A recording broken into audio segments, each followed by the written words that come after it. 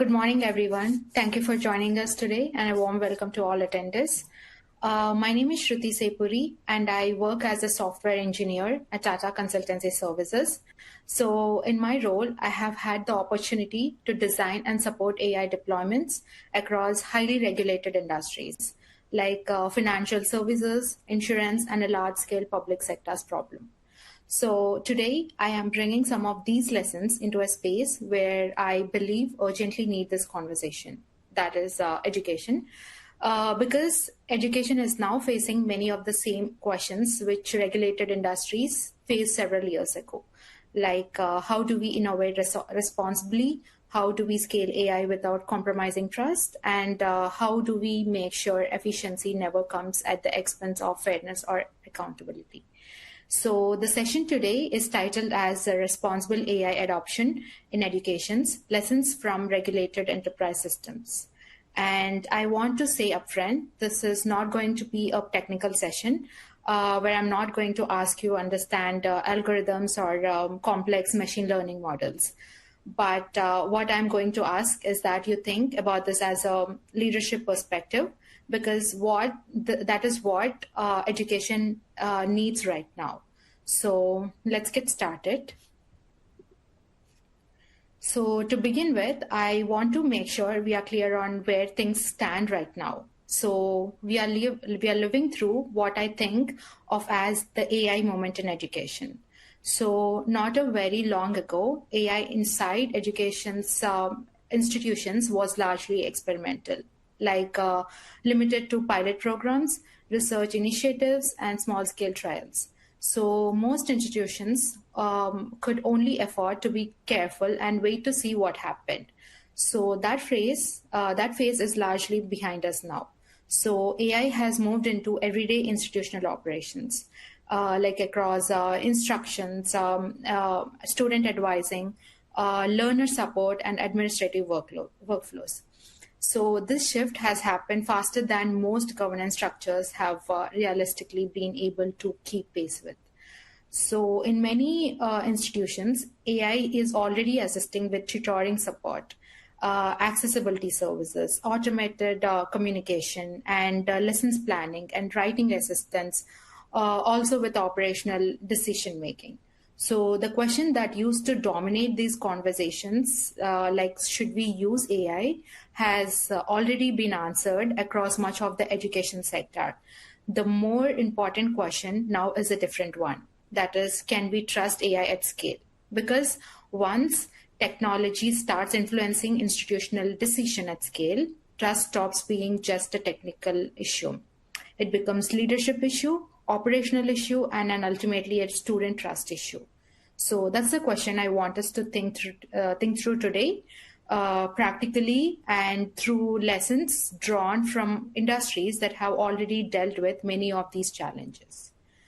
So before we talk about governance, I think it's important to be very clear about where AI is already operating within education today. So because when I ask institutional leaders to list the AI tools currently which is in use at their organizations, the list they give me is always shorter than what is actually in place. So let me walk through a few examples shown on the slide. Student support and advising. So AI-powered platforms identifying students who might quit or drop out based on behavioral patterns like login activities, assignment submission, or grade trends. And the second is admissions and enrollments, like systems used to screen or prioritize applications, sometimes with very limited visibility into how recommendations are being generated. The third one is learning analytics and alerts. Dashboards labeling students as engaged or at risk based on algorithm definitions that may not always reflect the full reality of their learning. And the fourth one is grading and feedback. Automated rubric scoring and AI-generated written feedback, which are becoming increasingly common. And the next one is administrative automation, like routing, scheduling, and document processing tasks that previously required manual review at every stage. And the last one is institutional reporting. like AI-assisted analysis that can unintentionally carry forward errors at scale.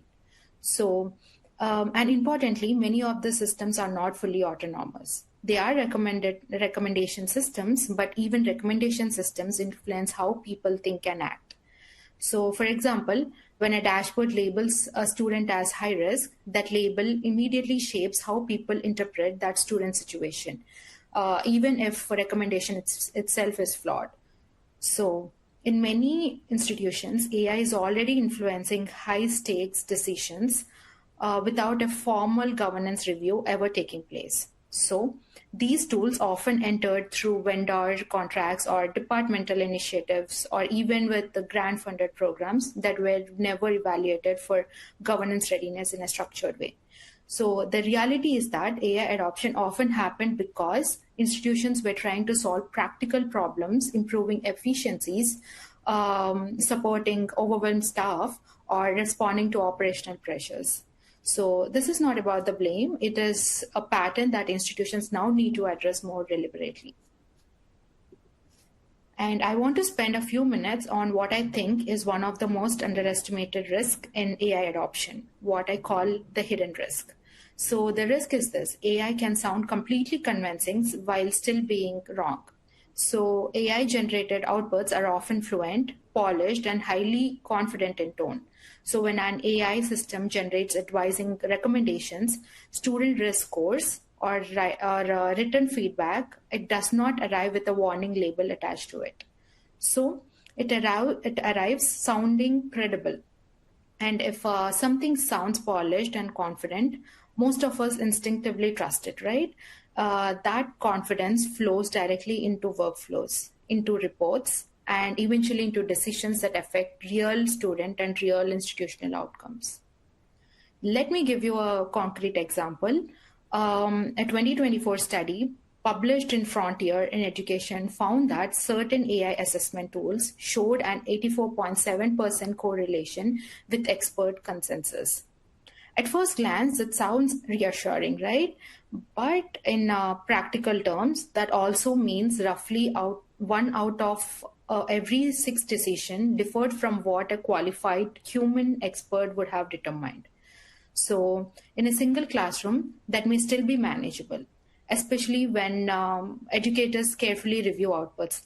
But institutional scale, across thousands of students, one in six becomes a very significant number. And in many situations, neither the student nor the educator may realize the system got something wrong. That's what makes it particularly difficult. So traditional systems failures are usually visible, but AI failures can remain invisible while still influencing outcomes. And to be very clear, this is not an argument against AI in education. The potential is real, and that potential is only realized responsibly when institutions stop treating polished outcomes as automatically validated outputs. So those are not the same thing. And building the system that separate the two is what responsible AI governance is all about. So at this point, a reasonable question usually comes up. Most institutions already have IT review processes, vendor evaluations, and compliance frameworks. Why isn't that enough? Is a question. The answer comes down to the fact that AI systems behave very differently from traditional software systems. So the traditional software follows fixed rules, like you test it, it passes, and you generally expect the same behavior tomorrow that you observed during testing today. So the outputs can be tracked or traced back to specific logic. Like regression testing is manageable, and once this is validated, the system tends to remain stable. And AI systems behave differently. While traditional software follows instructions, AI systems generate predictions, and predictions are never perfect.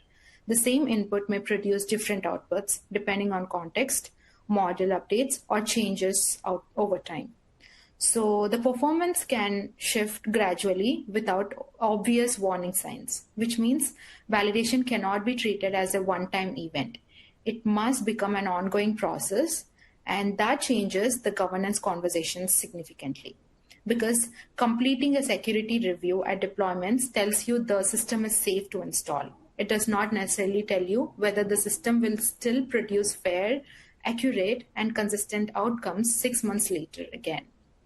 So the institutions also cannot assume that a system successful pilot automatically generates long-term reliability. So AI systems require continuous observation, like not just initial approval. And that requires a different kind of governance thinking. So fortunately, this is an area where regulated industries have already developed useful models and practices.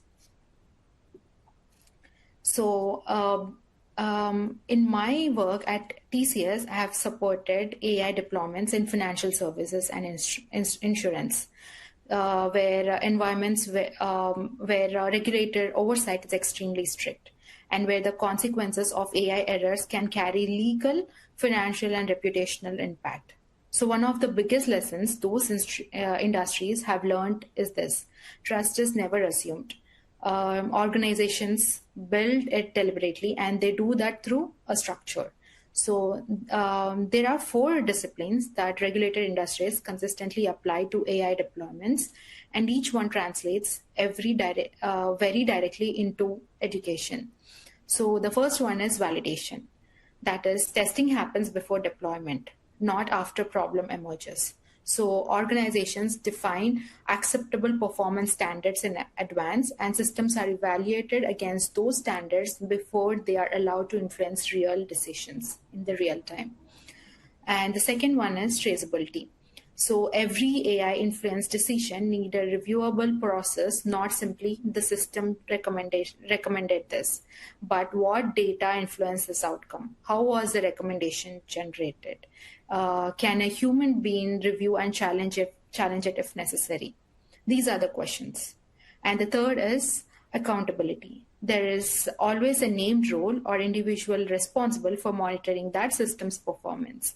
So if something goes wrong, responsibility is very clear here.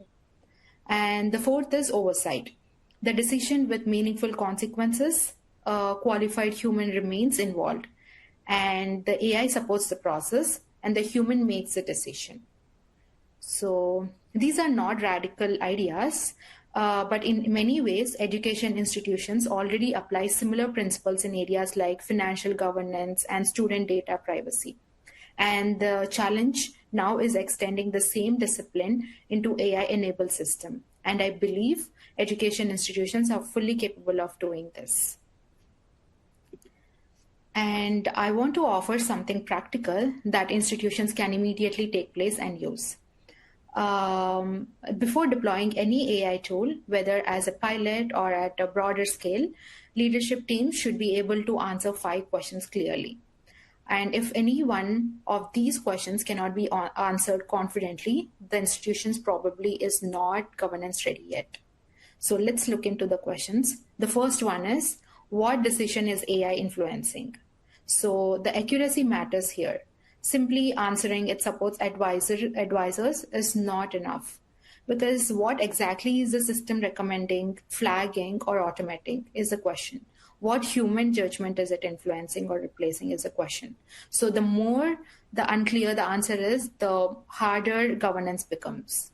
So the question number 2 is, who is accountable for the outcome? So it is not the vendor, or it is not the platform, or it is not the institution in general. It is a specific role or a person who that needs ownership of monitoring performance and responding when problem appears. And the question number 3 is, what data is being used? So the following questions are like, where did the training data come from?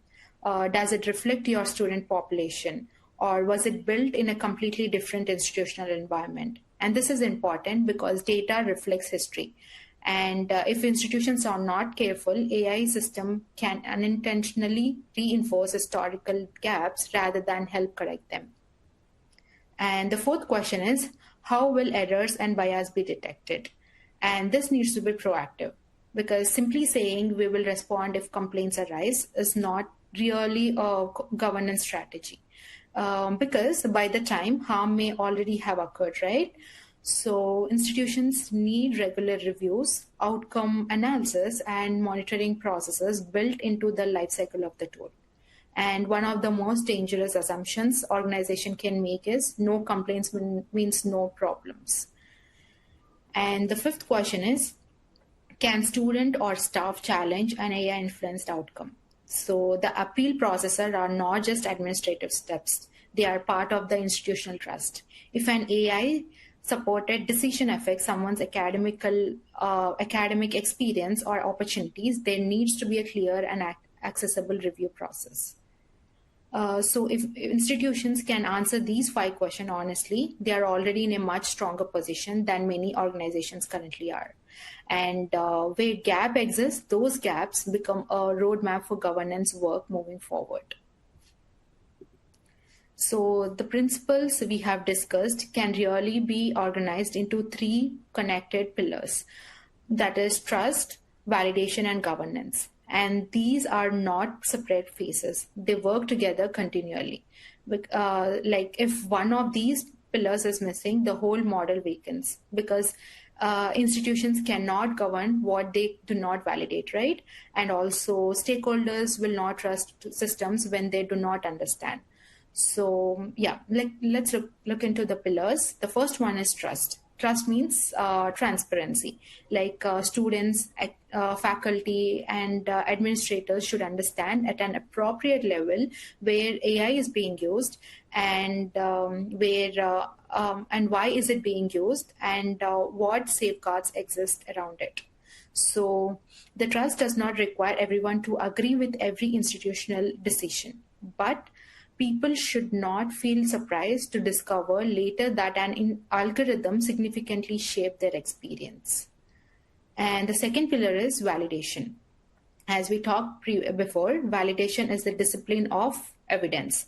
So it means testing systems before deployment, and monitoring them continually and evaluating whether they are still performing fairly and consistently over time. So it all means not assuming a system is functioning well simply because nobody has raised concerns yet. And the third pillar is governance. Governance creates structure around ownership and accountability. Like it defines roles, policies, monitoring responsibilities, and escalation paths. And importantly, governance is often misunderstood. People sometimes hear the word governance and immediately think it as a restriction. But effective governance gives institutions the confidence to innovate more responsibly and more sustainably. So together, these 3 pillars create the conditions under which AI innovation can scale safely. So let me translate that framework into a practical operation workflow. And the reason I want to show this is because responsible AI governance does not necessarily require massive budgets or highly technical teams. What it requires is clarity and consistency. So this model describes a structured AI decision workflow with 5 stages. The stage 1 is AI tool input. The system generates a recommendation, a flag, or a score, and this decision matters enormously. AI should initiate review, but not conclude it. So the AI output is starting point, but it is not the final decision. And the stage 2 is institutional review. A department or a staff member evaluates the recommendation against institutional policy and local context. So does this align with what we know about the student or situation is a question. Stage 3, human oversight. A qualified professional, like whether it can be an advisor, a faculty member, or even an administrator. And they all applies judgment, experience, and context that AI systems simply cannot replicate. And importantly, they may agree with the recommendation or modify it or even reject it entirely. So all 3 outcomes are acceptable. In fact, frequent human override is not necessarily a failure. Sometimes it is an evidence that oversight is functioning correctly. So the stage 4 is final decision. The final decision is made by a human being, informed by AI. not the other way around. And the stage 5 is ongoing monitoring. So outcomes are reviewed over time. So if patterns of bias emerge, if differences appear across student population, or if recommendations are consistently being overridden, those become signals that the system requires reassessment. So this process does not require institutional commitment, but it does not require excessive complexity too. What it requires is clarity of responsibility, consistency of process, and a culture that takes accountability seriously. And I also want to spend a few minutes talking about what a responsible AI adoption looks like when it is working well. So because governance is not about slowing innovation down, it is about creating the condition where innovation can be trusted and sustained. So let's look into a few examples. Writing feedback tools. When educators review AI-generated feedback before it reaches students, institutions can dramatically reduce turnaround time while still maintaining institutional quality. And the second example is early alert systems. AI may identify students showing signs of disengagement or academic risk, but advisors still interpret those signals within the context of the individual student.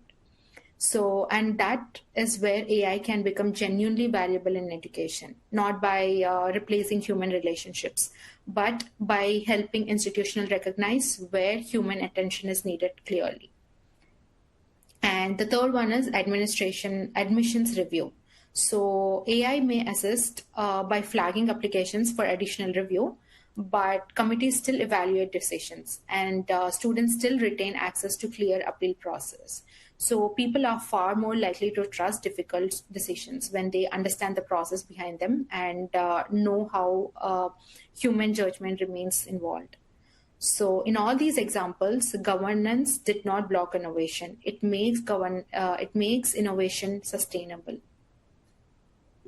So as institutions continue expanding their AI initiatives, I would encourage leaders to bring a different set of questions into those conversations. So too often, decisions about AI scaling begin with capability, like what can the system do? But responsible leadership begins with a different question, like what are we prepared to govern? And does this tool improve student outcomes, or does it mainly improve operational speed?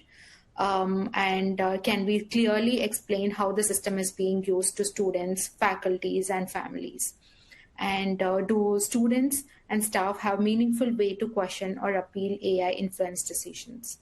And also, do we have processes in place to monitor whether performance changes over time?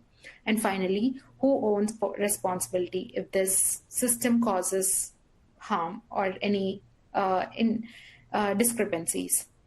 These are not difficult questions, but they are foundational ones. Because ultimately, AI governance is not just a technology strategy, it is an institutional trust strategy. So let me close with a few takeaways that I hope stay with you after today's session. First is AI adoption in education needs to be intentional, not reactive. And the second is a polished outcome or output is not the same thing as a validated outcome. The third is governance works best when it is built into workflows from the beginning rather than added later after problems emerge. And the fourth one is education does not have to solve these challenges entirely from scratch. There are already strong governance models and operational lessons available from regulated industries. And finally, responsible AI is not a barrier to innovation. It is what makes innovation sustainable. So the institutions that handle this transition well will probably not be the ones moving the fastest. They will be the ones that build trust, accountability, and transparency alongside innovation. So because in the long run, trust is what allows innovation to scale.